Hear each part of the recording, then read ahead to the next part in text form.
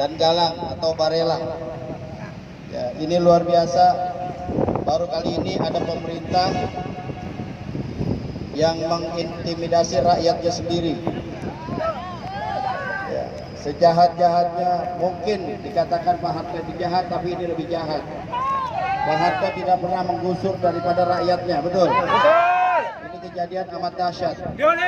Ya, dengan mengatakan akan ada investasi, tapi rakyatnya dibuat sengsara.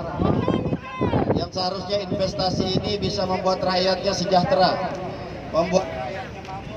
tapi saat ini makin membuat rakyatnya menderita. Investasi pasti larinya akan ke invasi, betul? Ini yang kita khawatirkan. Ya, karena sudah banyak. Kenapa kita khawatir akan terjadi invasi?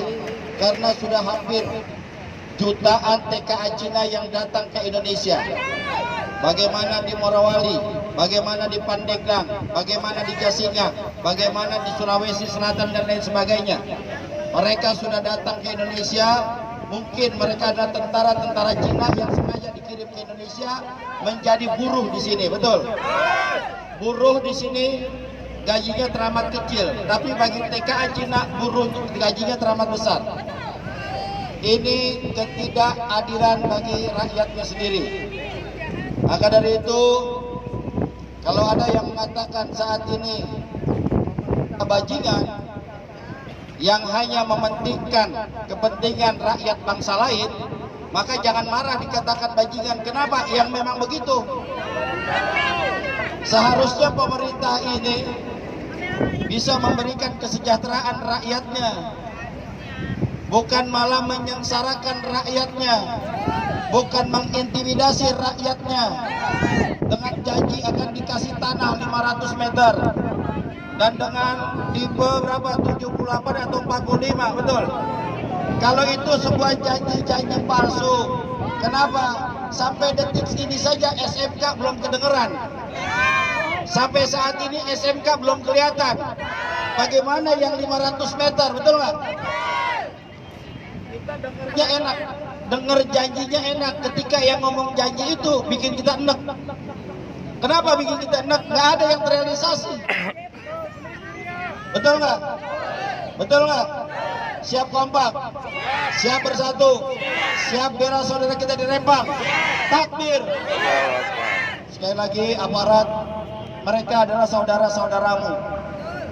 Mereka bukan musuhmu. Mereka hanya ingin mempertahankan hak-hak mereka. Hak-hak mereka yang sudah mereka tempati ratusan tahun. Tiba-tiba dengan alasan investasi mereka kau hancurkan. Tatanan kehidupannya kalian hancurkan. Tatanan dalam bagaimana mereka berkeluarga, berkelompok, bermasyarakat, mereka dilemahkan sedemikian rupa. Ini yang membuat kami miris. Ya, seharusnya sekali lagi pemerintah melindungi hak rakyatnya, bukan melindungi hak rakyat negara lain, bukan melindungi oligarki yang hanya sedikit.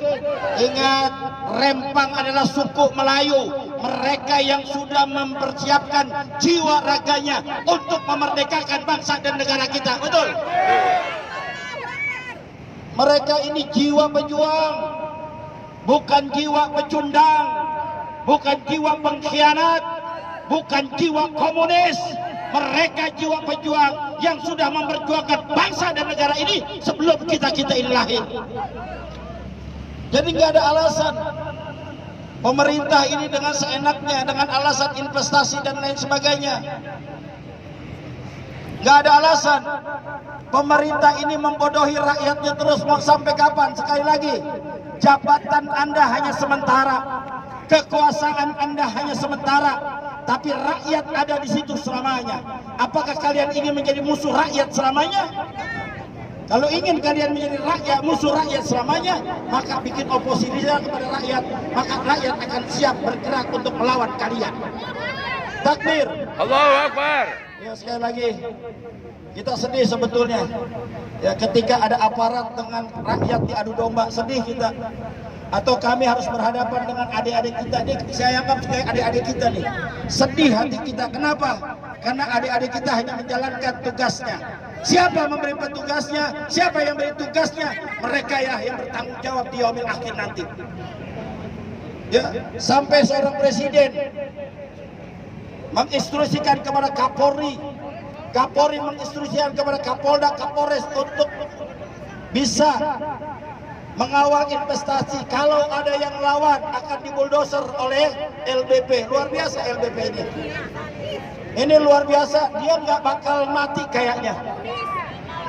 Dia merasa nggak bakal mati selamanya hidup. Kita nggak tahu. Kita nggak tahu ajal kapan sampai kepada dirinya. Seolah-olah dia sang kuasa segala-galanya. Kok pemerintah mau dikangkangi oleh seorang LBP?